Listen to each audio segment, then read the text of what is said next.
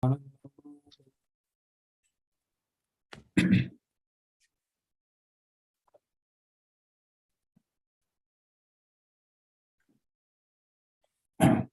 Krishna, thank you for joining. So in our last discussion, we had completed our discussion on the 11th chapter, Universal Form. And so today we can start with any question answers on the chapter. And following that, we have interesting presentation that I'm looking forward to. I'm sure all of you are, from the groups about the different paths to Bhakti. And then we will start the 12th chapter, depending on how the time is. I'm hoping we get the time to do the 12th chapter, which is a very short chapter. So to quickly bring us all up to speed, the 11th chapter is where Krishna, on the request of Arjuna, shows his universal form. And Krishna had ended the 10th chapter saying this, that with a single fragment of myself, I pervade the entire universe. And Arjuna, because as a devotee, he wants to know more and more about his worshipable Lord, and also to prove without doubt for others that Krishna is God, and to establish a standard for future, he requests Krishna to show his universal form. And then Krishna gives him Divya Chakshu, divine eyes, which Prabhupada says his eyes were degraded because he was used to seeing Krishna's personal form.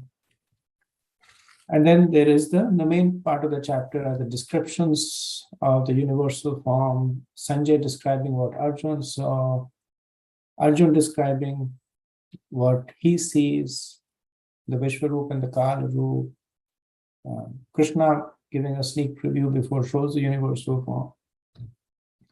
And then we see Rasa Sandhi, we see the moods of Arjuna changing.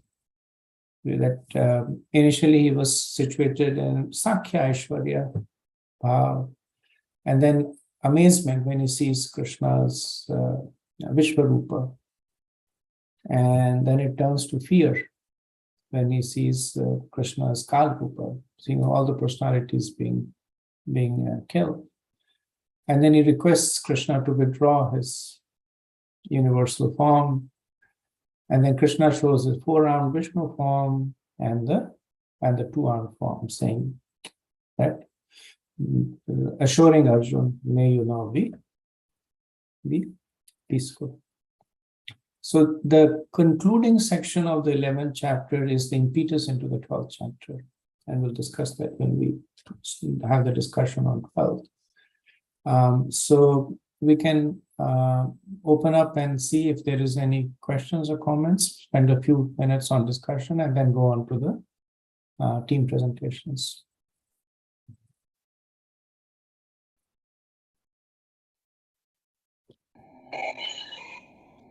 Go ahead, Prabhu. Chaitanya.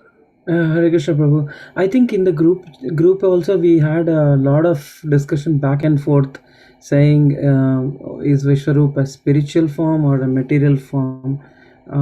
I don't know if we can get some clarity, because in some purports it is said it is a material form, and in some purport it is saying spiritual form. My understanding is Prabhupada calls it material in terms of the temporariness, not in terms of that which is not spiritual. If we could clarify. Sure, Prabhu. Sure, Prabhu. And this is one thing that always gets discussed a lot without fail. So as you mentioned that Srila Prabhupada repeatedly over several times in the purport, he mentions that the universal form is material, but he also mentions at a few places it's transcendental. A couple of ways to understand this, that we tend to use universal form at least in this specific context, as what Krishna is showing to Arjuna right now, Krishna has actually showed his universal form to different personalities at different times. So he shows it to Mother Yashoda 2 times. He shows it to in the court of Duryodhan, shows it to Arjun. Later on, shows it to Sejutanka.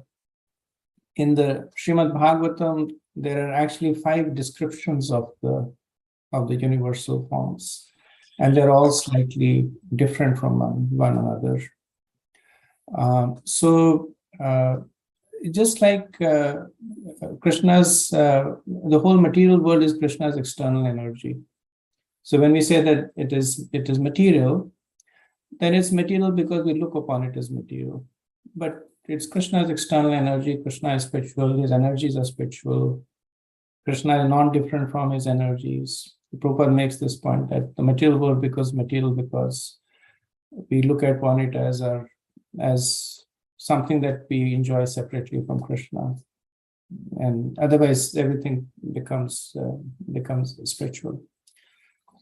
From the perspective of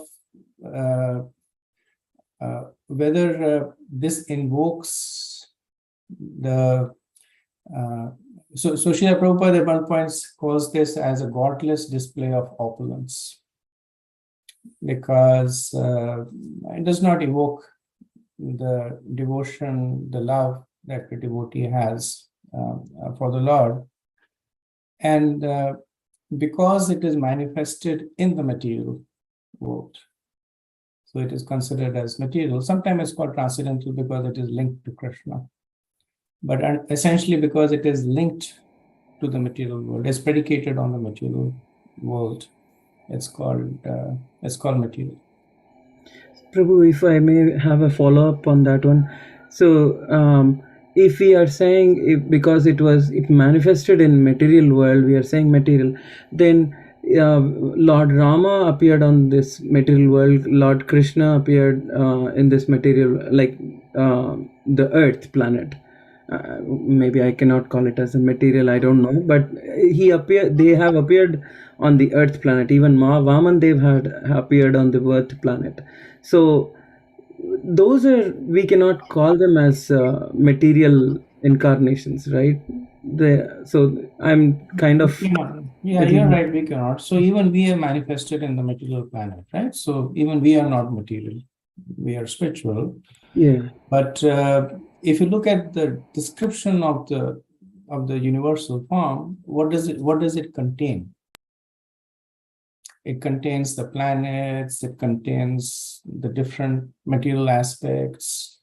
In the Bhagavatam, when the Vishwarupa is described, it is described in terms of the gross and subtle elements that are there in the material world. And it exists for the duration of the universe. So just like now, in a way, Krishna's material energy is eternal, so it's cycling the material universe.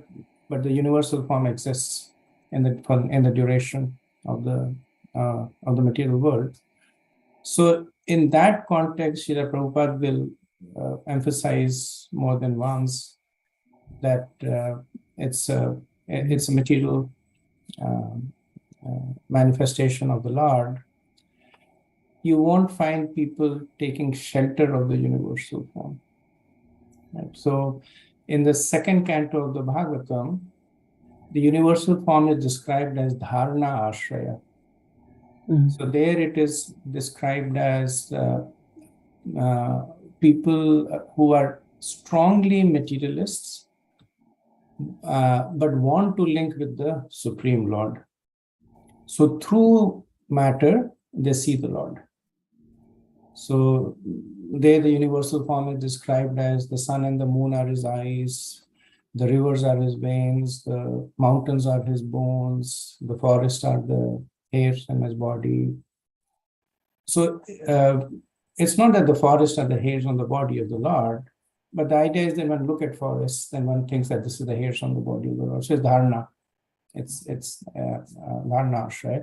That is completely imaginary.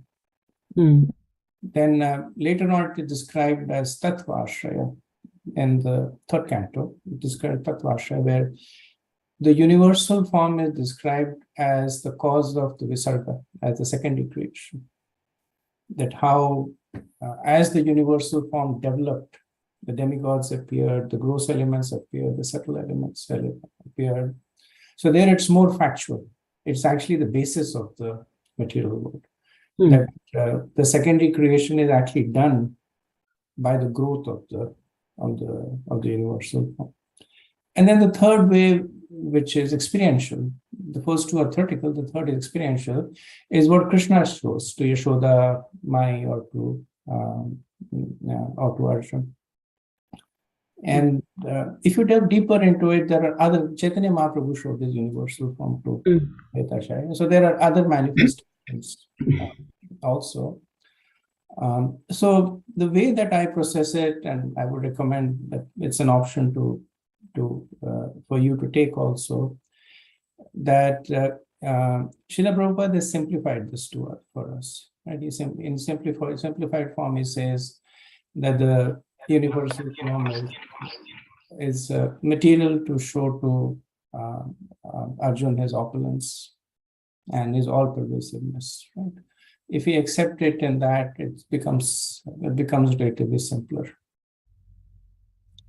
Makes sense, bro. Thank you, bro. Okay, good, thank you. Yeah, go ahead, Gayatri Mataji. Hare Krishna. So my question was, I see that in some purports, some preachers, they sometimes use the word Vishwarupa and sometimes they use the word Virat Rupa. Is this identical? I would not say identical, but they're synonymous. So like I said that there is no one universal form. In Mahabharata, there are three universal forms. In the Bhagavatam, there are two universal forms.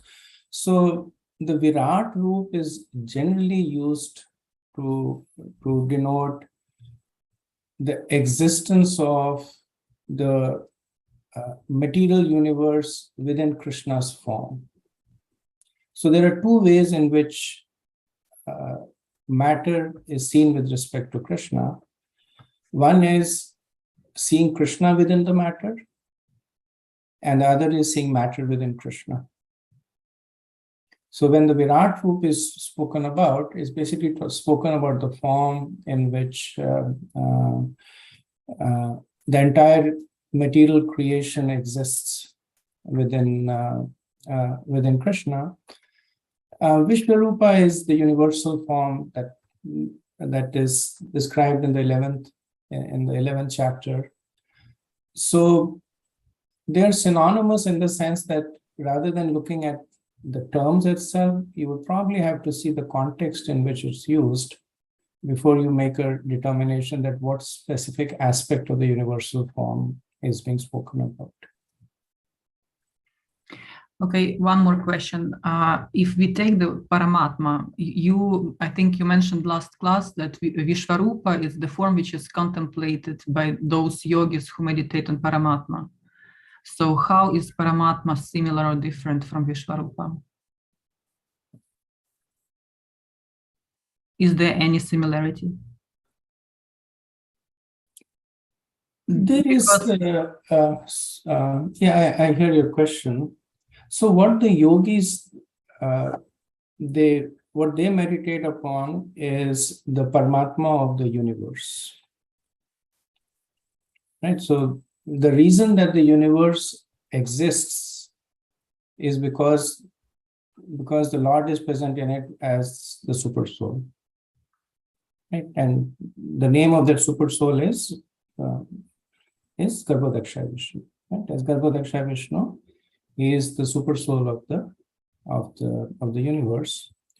So the yogis who are inclined to that form, they worship on the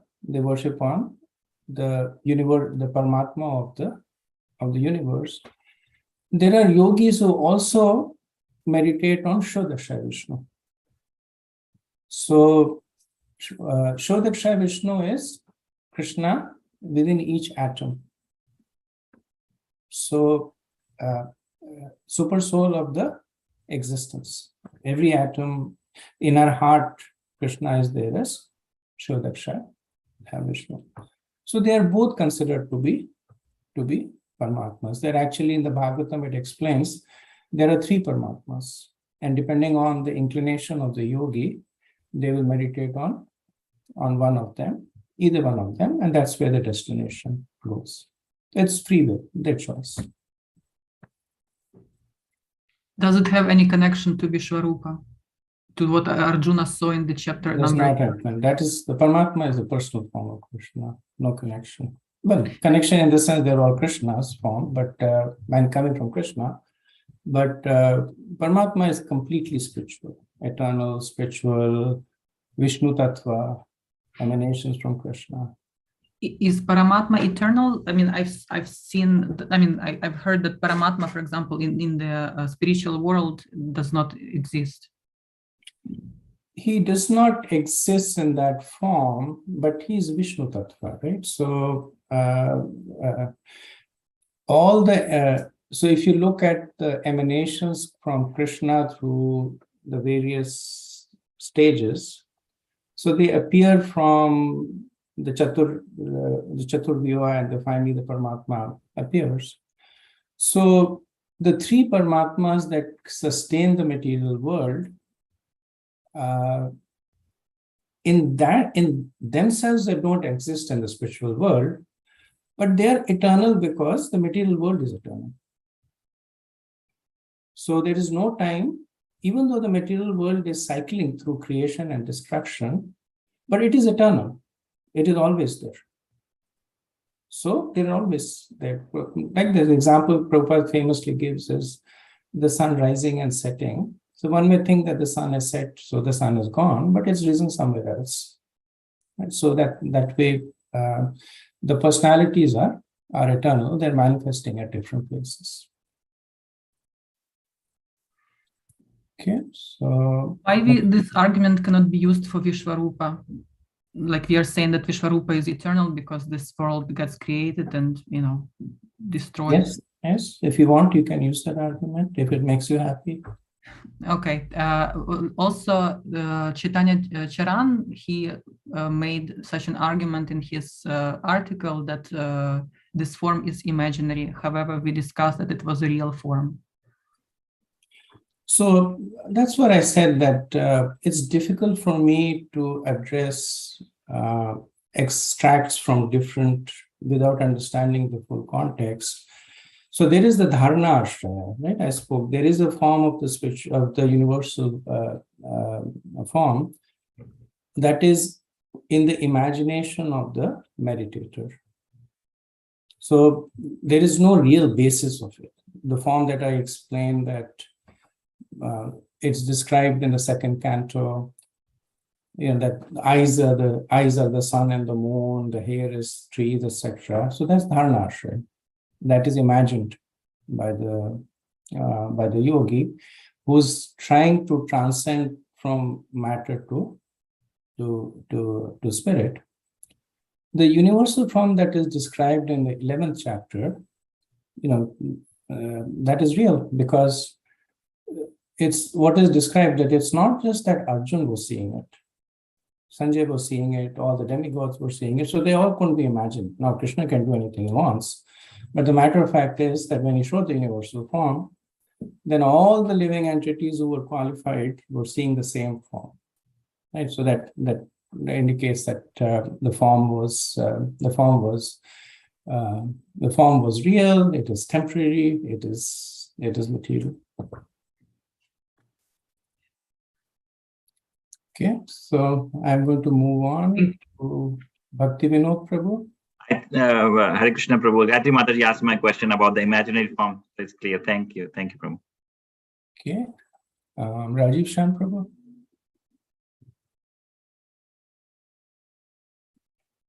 Hare Krishna Prabhu. Pranam. So from what I just heard from you, you mentioned that Paramatma form is eternal, but if I understood what you're saying, it only exists in material world. So when someone goes back to Godhead, goes to the spiritual world, that Paramatma form doesn't travel with him or her? No, they don't. The Paramatma form accompanies only in the material world, not in the spiritual world. There, the Lord is present personally. So, but you're right. The Paramatma form does not accompany the liberated jiva back to the spiritual world. Got it. And you also mentioned Paramatma form is personal. So I thought the Bhagwan form was the only personal form, but when you mention that Paramatma form is personal, how does then Bhagwan form in this aspect, the personal aspect standpoint, does it differentiate, or it's a different aspect, a 4-handed form versus a 2-handed form? Not really. Personal can be 2-handed or 4-handed. Personal means that Prabhupada gives the example of that there is the sun that is shining in the sky, and there are 1,000 pots of water, and there is the sun that is, you can see it on each and every pot of water. So similarly, there is Shodaksha Vishnu. He's residing in Svetadvip, in the material world, and then he expands.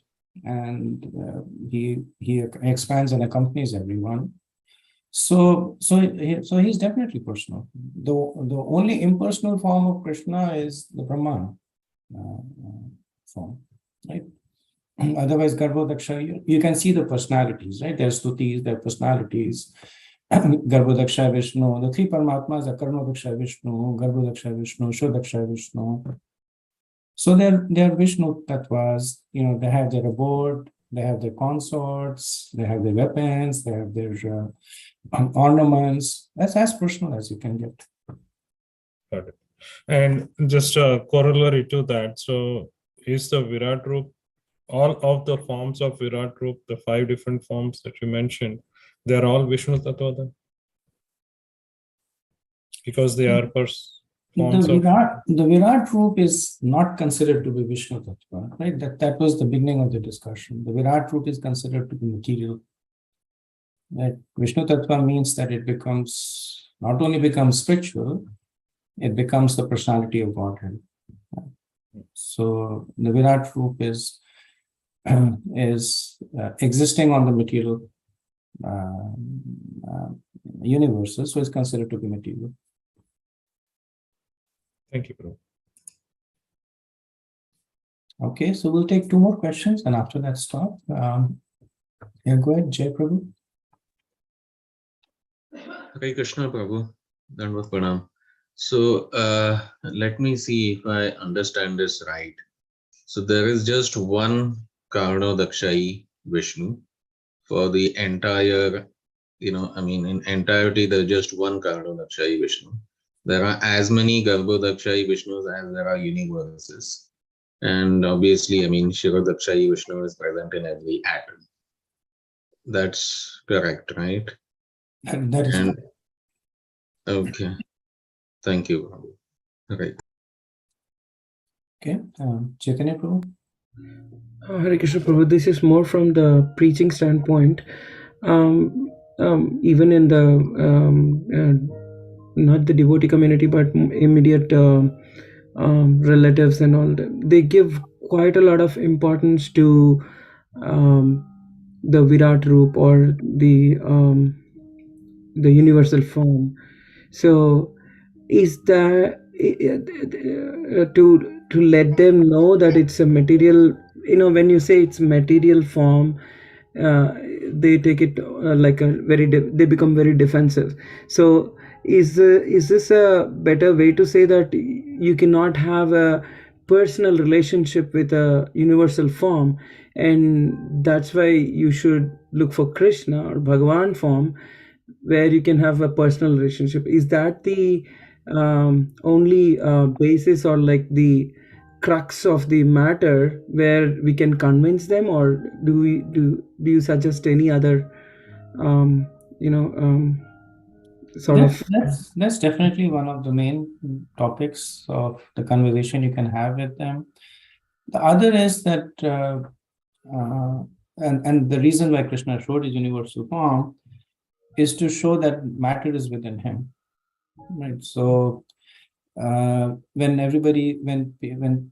people have faith in the universal form, then that bridge can be made very easily, because the universal form is encompassing the material universe. Right? And then you can say, if you have faith in the planets, the sun, the moon, they're all part of Krishna, right? So that bridge can be made.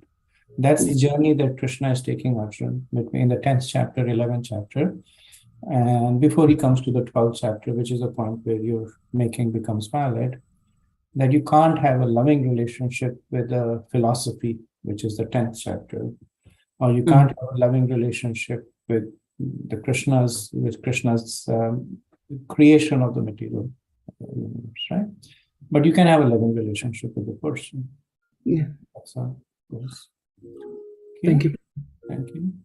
So I'm just in the interest of time, I'm sorry, Vajranath Prabhu, I'm going to stop over here, and I'm going to have the first group do their presentation. Hare Krishna, everyone. We'll be covering the first topic. How can karma help in attaining Krishna? So on the yoga ladder of spiritual development, the bottom of the ladder is a karma kanda, where we are a fruity worker performing ritual for sense gratification and elevation to heavenly planet. And the next step is brings us to karma yoga or nishkama karma.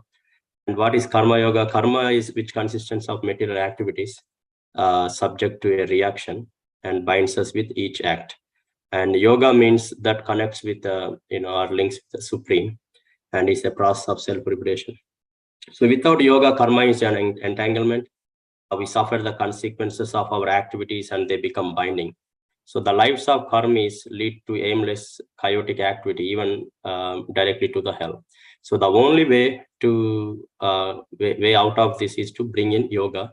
So these two words, karma and yoga, combined in a single process is called karma yoga, which is a seeking and attainment of self-realization action. So the process in a karma yoga starts with a sakama karma, where one does their duties while still attached to senses and sense objects. But by rigorously following this, one can advance eventually to a nishkama karma yoga. In the Bhagavad Gita chapter 3, karma yoga begins with Arjuna asking Krishna as to why he wants to engage him in war if intelligence is better than fruity work. And for that question, Krishna responds in verses 3.4 and 5, saying that one is bound to his karmic reaction or responsibility and acts according to the three modes of material nature. No one can actually be free merely by avoiding their duty. And in the verse 3.7 says that if sincere person tries to control the sense organs and begins karma yoga in Krishna consciousness without being attached, is far better. So in the performance of Nishkama Karma Yoga purifies the soul through detached activities to the extent that practitioner eventually ends up performing a akarma, that which does not entangle him further in this material world. And it is explained in Bhagavad Gita verse 5.4 by His Divine Grace Srila Prabhupada. And there are two levels to Nishkama Karma Yoga, depend upon the advancement of one's transcendental knowledge. In the first, one dutifully performs prescribed work with detachment, knowing we are not this body, without necessarily offering the fruits to Krishna. On the second level, one offers the results to one's labor to Krishna, while still being attached to a specific type of work he does, knowing that the goal is Krishna. So this is a superior stage of Nishkama Karma Yoga. So how do we practice karma yoga? Having a right attitude and devotion to work, working with the selfless motive and letting go of the outcome. And what are the next steps when we understand the first step of Nishkama Karma Yoga? When we want to climb the yoga ladder to the next level, when the karma yoga increases in knowledge and renunciation, the second step is a Jnana Yoga. When Jnana Yoga increases in meditation on the super soul by different physical processes, and the mind is on Krishna, is called Ashtanga Yoga. In the next step, when one surpasses the Ashtanga Yoga and comes to the point of Supreme Personality of Godhead, Krishna, it is called a Bhakti Yoga. So the higher stage of working than the Karma Yoga described in verse 12:10 is working with Bhakti, with attachment to and remembrance of Krishna. So this is described in verse 1857. In all activities, just depend upon me and work always under my protection in such devotional service to be fully conscious of me. So from the beginning of Karma Yoga to the end of Bhakti Yoga is a long way of self-realization. Karma Yoga without fruitive results is the beginning of this path. Factually, Bhakti Yoga is the ultimate goal. But to analyze the Bhakti Yoga minutely, one has to understand these other yogas. If one is fortunate enough to come to this point of Bhakti Yoga, it is understood that he has surpassed all other yogas. So there are two processes to reach the Supreme Personality of Godhead is highest goal. And one process is gradual development and other process is a direct. Devotional service to Krishna consciousness is the direct method. And the other method involves renouncing the fruits of one's activity. Then one can, come to the stage of knowledge, then to the stage of meditation, then the stage of understanding super soul, and then to be the stage of personality Godhead. So one may take either step by process or direct path, but direct path is also good. So in the conclusion is the focus of yoga ladder is detached from matter as well as one's attachment to a particular aspect of Supreme. So in Karma Yoga, one is trying to become detached enough from the matter to free one's intelligence from worldliness so that discerning the spiritual realm can be effective. So this is the first step and the foundation of the indirect and gradual process. In Bhakti, one cultivates attachment to Bhagavan by service. I think with that, I can conclude, and please forgive me for any shortcomings or misunderstanding.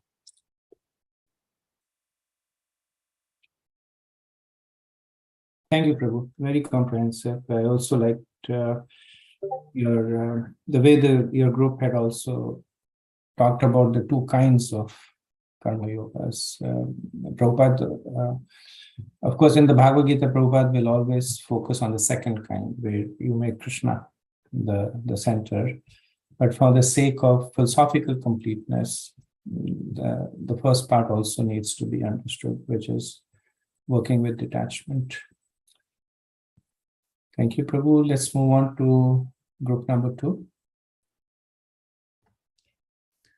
Hare Krishna, Prabhuji. So group 2, our topic was how does Gyana help in attaining Krishna?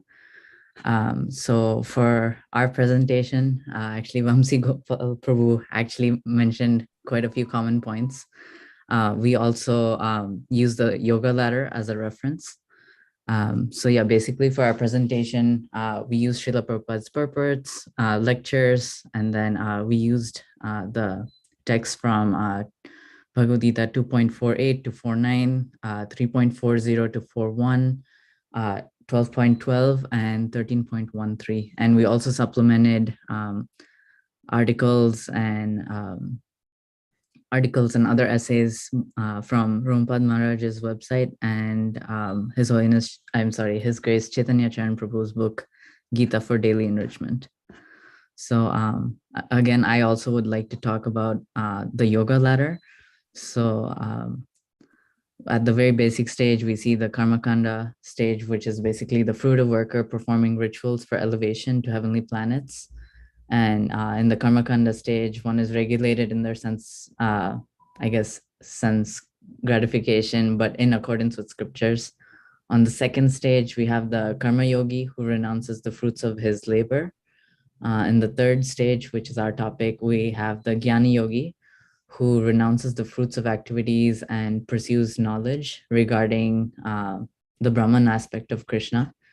After that, we have the Ashtanga Yogi who does everything the Karma Yogi and the Gyan Yogi does, but also controls his mind and senses and practices meditation through the Eightfold Yoga system.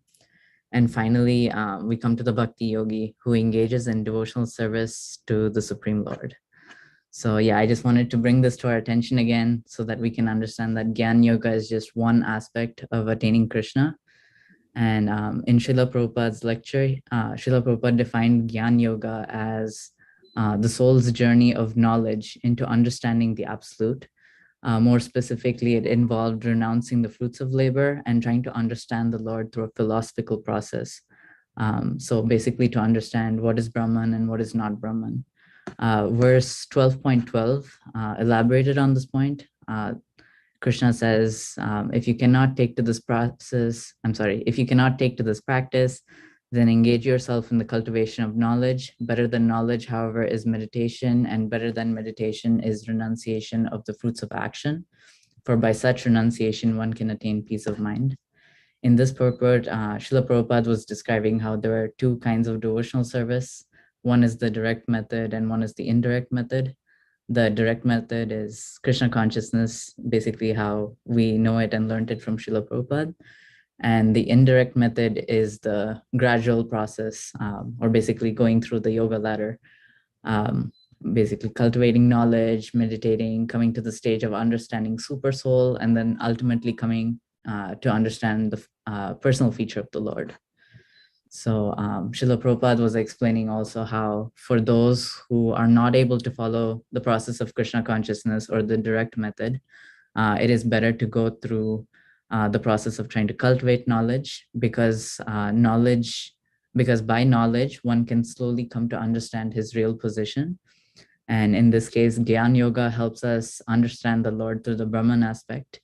And as a Jnana yogi, one can either attain Krishna through the Brahman realization path or through the Paramatma realization path, which once I think the Gyan yogi goes towards the Paramatma realization path, then ultimately he can reach the Bhagavan realization. So basically at this juncture for the Gyan yogi, he takes a risk, because even if you're just trying to understand or attain Krishna through the Brahman realization, there is a chance of coming back to the material world. But if a yogi pursues the other path of knowledge, through trying to understand Paramatma and gradually coming to the Bhakti Yoga and Bhagavan realization stage, then he does have, the Gyan yogi basically does have a way of coming back to his original, realizing his original constitutional relationship with the Lord. And lastly, given our situation, obviously we are quite far from most of these yoga processes. So verses 3.40 and 3.41 talked about how presently our true intelligence is basically hijacked. The verse talks about, the verse states, the senses, the mind, and the intelligence are the sitting places of this lust. Through them, lust covers real knowledge of the living entity and bewilders them. Therefore, O Arjuna, best of the Bharatas, in the very beginning, curb this great symbol of sin, lust, by regulating the senses, and slay this destroyer of knowledge and renunciation. So here, basically, we come to understand how the mind is the center of all activities for the senses, and because of that, it is completely corrupted and overstimulated by lust. And when the mind and senses are overwhelmed with lust, our intelligence also gets affected. Srila Prabhupada coined the term lusty intelligence in the purport. So basically, this lusty intelligence is what influences the soul to acquire the sense of false ego and identify with matter. And it is because of that that we develop a false sense of self, and we become covered and entangled and basically addicted to sense pleasure. And we mistake this as our true happiness, thereby our intelligence becoming covered. So through the process of Gyan Yoga, or basically Krishna is basically telling Arjuna that by regulating his senses, he can curb lust, and if lust is not curbed, it can become a great impediment for us in our devotional life, because lust destroys our inquisitiveness for self-realization. So in conclusion, the process of jnana, or learning about how we can purify our intelligence and regulate our activities, gives us the opportunity to strengthen and deepen our understanding of Bhagavan, which automatically helps us curb lust. I remember in Srila Prabhupada's purports, he was mentioning somewhere that the Bhakti yogi, he doesn't control his senses because he has to, but because the taste for the taste for serving the Lord is so much that all his senses automatically become controlled. So basically, through this gradual process of knowledge, we can turn jnana into Vikkyan. Vikkyan is basically realized knowledge. And that realized knowledge, in essence, we can understand how the material world and material enjoyment is temporary, and how service to Krishna is eternally sublime, fulfilling, and the ultimate goal of our existence. Thank you. Thank you, Mataji. Very nice. Like the way that you linked Gyan with Vikkyan. I was waiting for that. Unfortunately, you did link it towards the end, because ultimately that's the difference between mental speculation and Gyan Yoga, is conversion of Gyan to Vikkyan. So Prabhupada uses this term that, like you also quoted him, that through the process of knowledge, we increase our realizations. And that's essentially the experiential part of Gyan, the Vikkyan. So very nicely covered. Thank you. Okay, we'll move on to group 3. Hare Krishna, Danda Pranam. So we collected the information from various purports of the Bhagavad Gita slokas. We didn't do much research in other areas. So let me read what we put together. So how can Astanga help in attaining Krishna? So what is Astana Yoga? When Jnana Yoga increases in meditation and super soul by different physical processes, and the mind is on him, it is called Astana Yoga. And it's meant for whom? The process of restriction from sense enjoyment by rules and regulations is something like restricting a deceased person from certain types of disease and eatables. The patient, however, neither likes such restrictions nor loses his taste or eatables. Similarly, sense restriction by some spiritual processes, like Astanga Yoga, in the matter of yama, niyama, asana, pranayama, pratyahara, dharana, dhyana, etc., is recommended for less intelligent persons who have no better knowledge. This is from the purport of Gita 2.59. There are still others who engage themselves in different kinds of mystic yogas, like the Patanjali system for merging into the existence of absolute, or Hatha Yoga or Astanga Yoga for the particular perfections. And some travel to all these sanctified places of pilgrimage. All these practices are called Yoga Yajna, sacrifice for certain types of perfection in the material world. This is taken from Gita 4.28. One has to drive out the sense objects such as sound, touch, form, taste, and smell by the pratyahara process in yoga, and then keep the vision of the eyes between the two eyebrows and concentrate on the tip of the nose with half-closed lids. There is no benefit in closing the eye altogether, because then there is every chance of falling asleep. Nor is there benefit in opening the eyes completely, because then there is the hazard of being attracted by sense objects. The breathing movement is restrained within the nostrils by neutralizing the up-moving and down-moving air within the body. By practice of such yoga, one is able to gain control over the senses, refrain from outward sense objects, and thus prepare oneself for liberation in the Supreme. The yoga process helps one become free from all kinds of fear and anger, and thus feel the presence of super soul in the transcendental situation.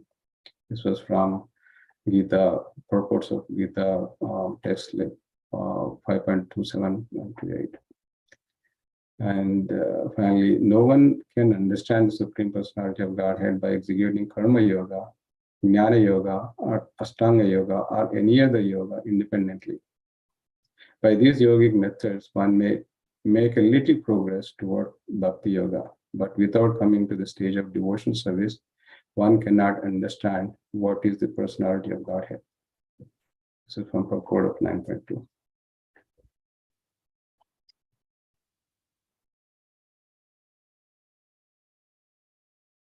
That's all there.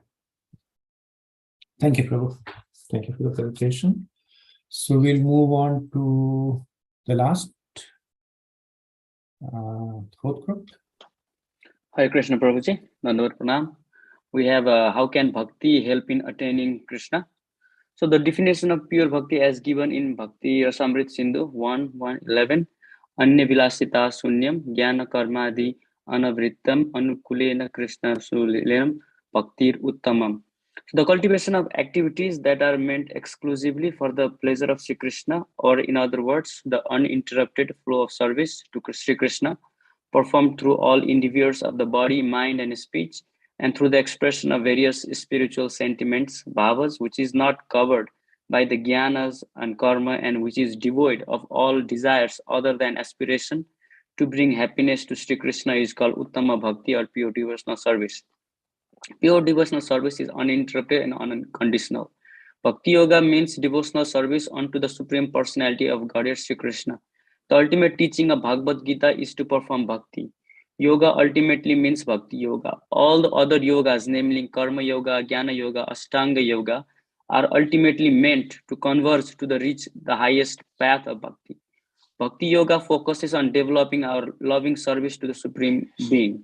From the yoga ladder, Bhakti Yoga is the easiest path to reach to the Supreme Lord's abode, where the other yogas, though they lead to Krishna, but the person has to rely on their own endeavor, do all the efforts of his own, and chances of the fall down is higher. However, Bhakti Yoga is the simplest, fastest, and the safest, because it is Lord who is guiding the devotee in every step of the journey. Krishna also says in Bhagavad Gita 8.5, and whoever at the end of his life quits his body, remembering me alone, at once attain my nature. Of this there is no doubt. So we compare Bhakti Yoga to be an elevator, while other yogas are stairs in the spiritual path. Advantages of Bhakti Yoga, it's simple. Devotees simply try to develop a desire to please Krishna, and Krishna will help. Also, no extra hard qualifications is required as in other paths. Bhakti is quicker. Other path has to finally converge to Bhakti. While performing Bhakti, we can avoid any separate endeavor for other routes. Bhakti is joyous. Other paths are full of hardship, as the jiva's spiritual advancement is dependent on their individual endeavor. While in Bhakti, the devotees simply become patient while performing their service and wait for the mercy of Krishna to make the advancement. The Supreme Personality of Godhead is a person after all, and he has his own likes and sentiments. Krishna does not need anything, as he is self-sufficient, but he wants to experience the loving exchange with his bhaktas and encourage his devotees to come to him through bhakti. In many verses, Krishna says, "My devotees never perish. Even if they make mistake, I forgive them, correct them. Whatever they have accomplished will remain with them eternally and never expire. However, karmic credits expires. Krishna preserves what devotees have and provide what they lack. Krishna says, I sell myself to the love of my devotees, and I am their most dear friend, a well-wisher." Krishna also proves his divinity, also as a God, laying foundation on why we can trust him and what are his opulent potentials. In 9:26, Krishna says he will accept a leaf, flower, fruit, or water when offered with love and devotion. 8.24, devotees surpass all the rituals only by engaging in devotional service and attains eternal abode of Krishna. 9:26, Krishna even excuses and purifies imperfect devotees. He gives intelligence to his devotees and destroys ignorance by illuminating their heart with the lamp of knowledge. Krishna is impartial in nature, yet he is partial to his devotees, just as a father is to the child, reciprocating in love with him. So the essence is love and devotion. Krishna encourages for gradual advancement by following regulative principle if one cannot completely fix their mind on him at once. In chapter 9 of Bhagavad Gita, which is the most confidential knowledge, essence of all the Vedas is here. The secret formula is revealed by Krishna in the Bhakti section of Bhagavad Gita in last verse of chapter 9, which is the center of whole Bhagavad Gita. How by following the path of Bhakti one can come to me or come to him in his abode in Golok Vrindavan. He says, engage your mind always in thinking of me, become my devotee, offer obeisances to me and worship me. Being completely absorbed in me, surely you will come to me. Bhakti is the essence of Bhagavad Gita, as it can take you to the Supreme Lord about when one follows the Navvidhi Bhakti process of Bhakti by following instruction of Krishna. Yeah, that's what we have for today. Hare Krishna. Hare Krishna, Prabhu. Very comprehensive.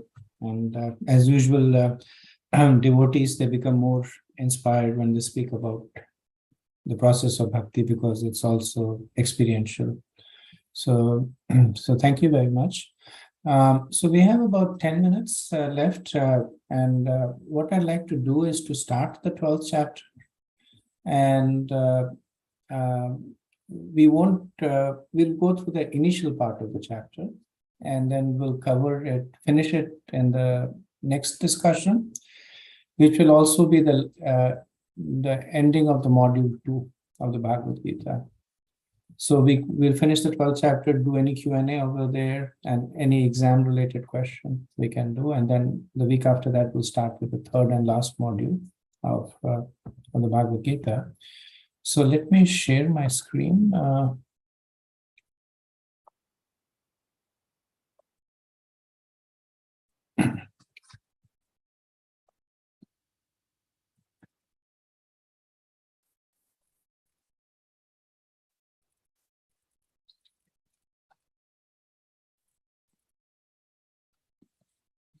Okay, so chapter 12 is the pure devotional service. It is one of the shortest chapters in the Bhagavad Gita. There are only 2 chapters that have 20 verses. One is the 12th chapter and the other is the 15th chapter.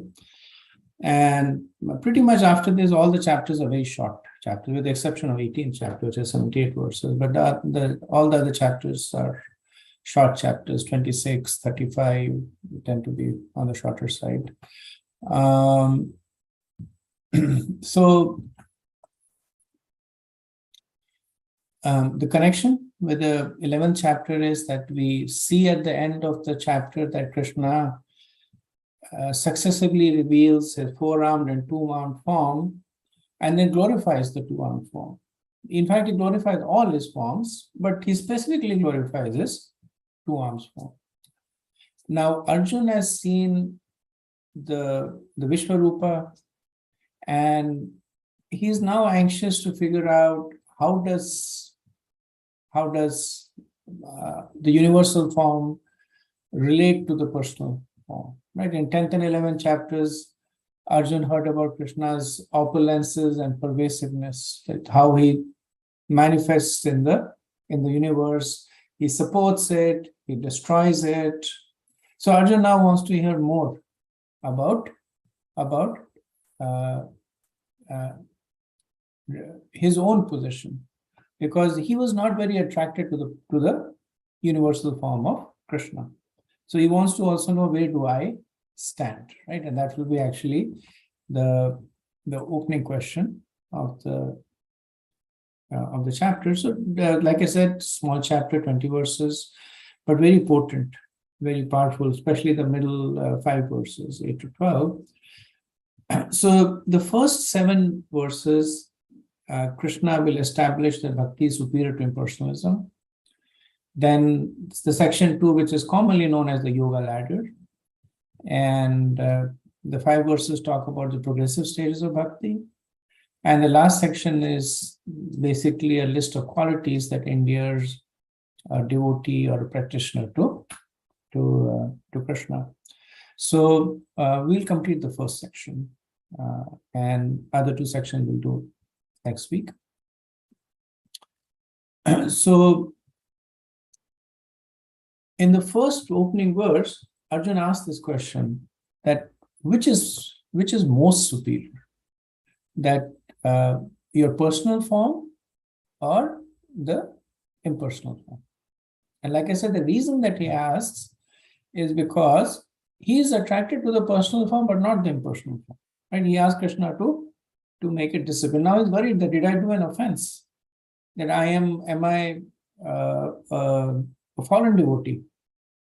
So he wants to get some feedback about his own standing with respect to Krishna. And the chapter is essentially a comparison between between the Brahman form of Krishna and the Bhagwan form of Krishna. Right? So it does not talk about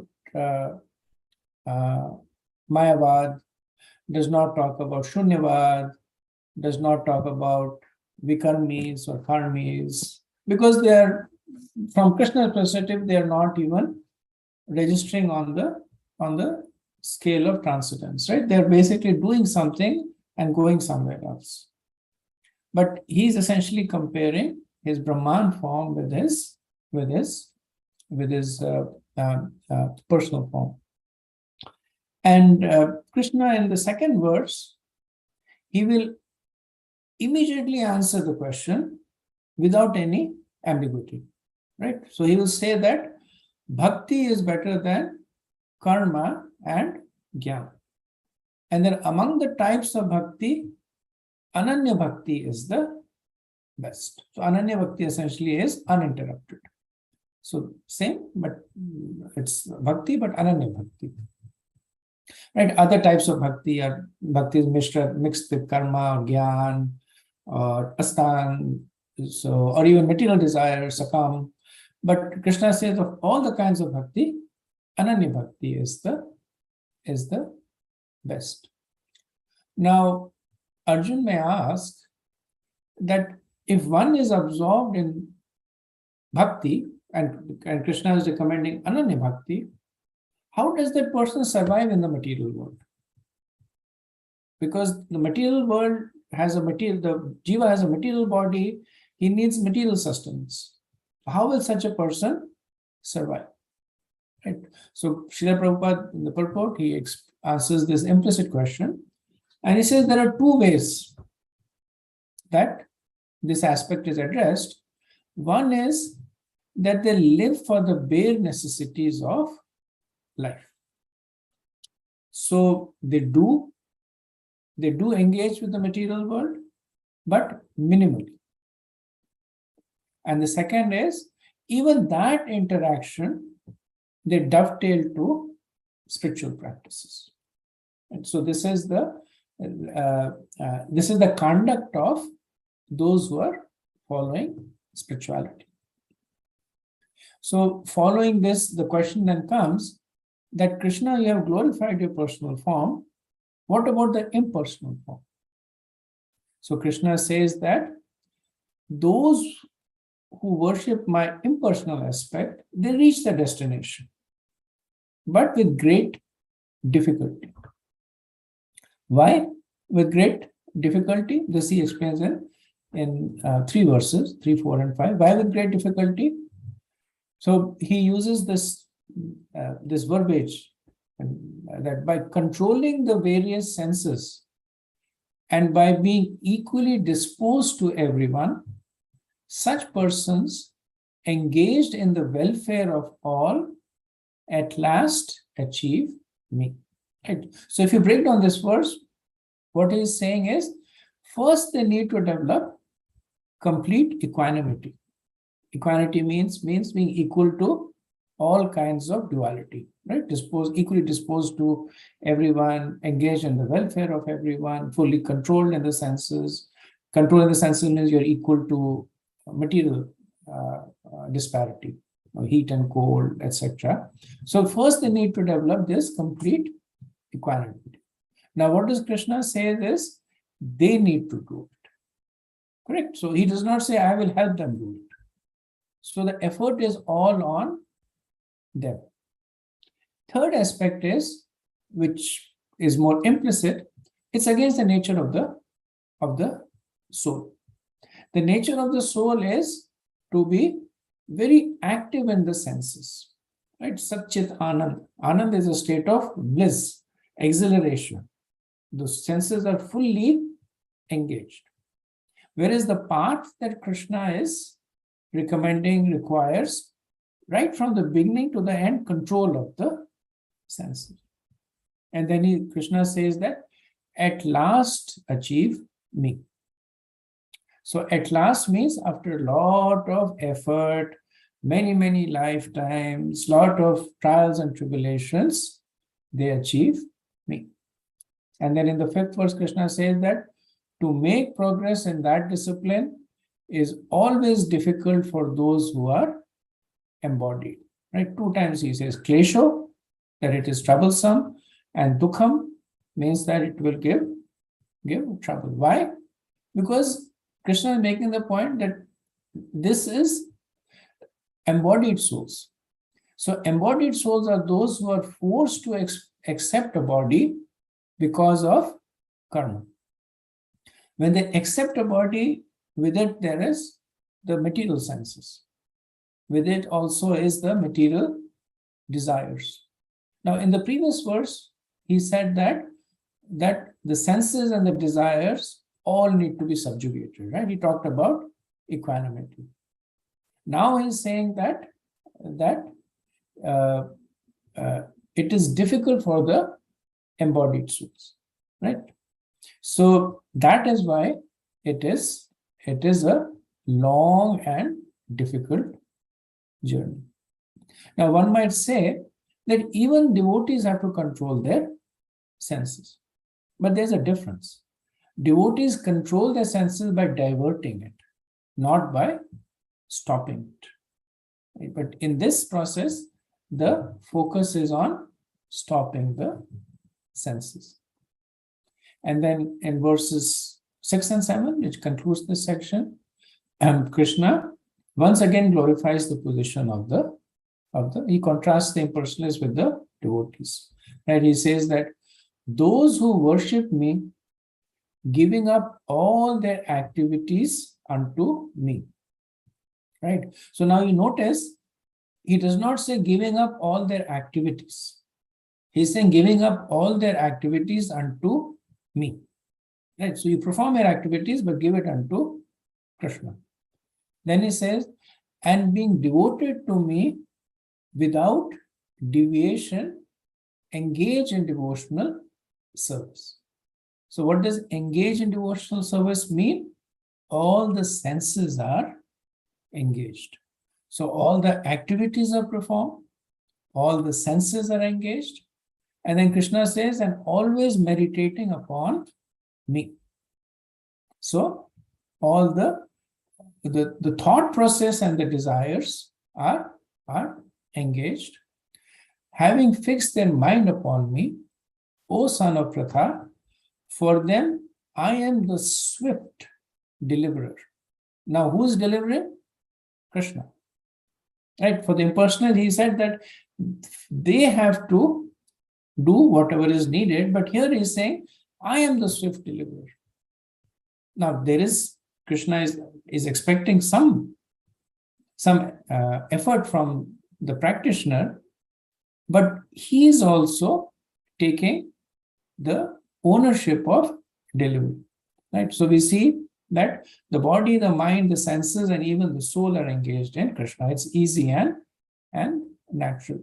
The verse also indicates that Bhakti Yoga includes all the other yogas, right? So if you look at the verse again, when Krishna says, giving up all activities unto me, he's talking about karma. Then he says that always meditating upon me, that is Astana.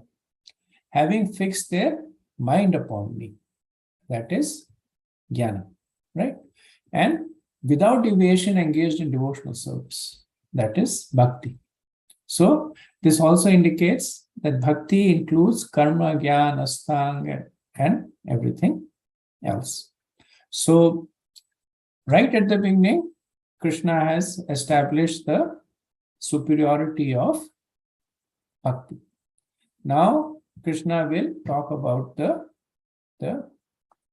different rungs of the yoga ladder to get over there. So he starts with the two ends. He talks about impersonalists and personalists.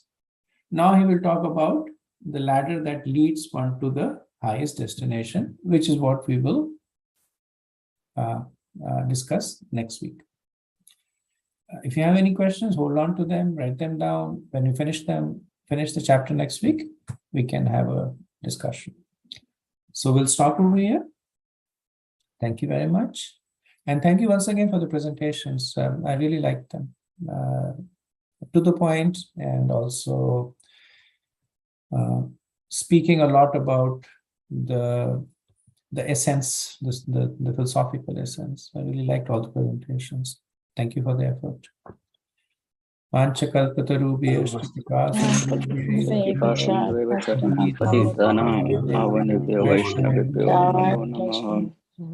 you, Thank you, Prabhuji. Prabhupada. Jai.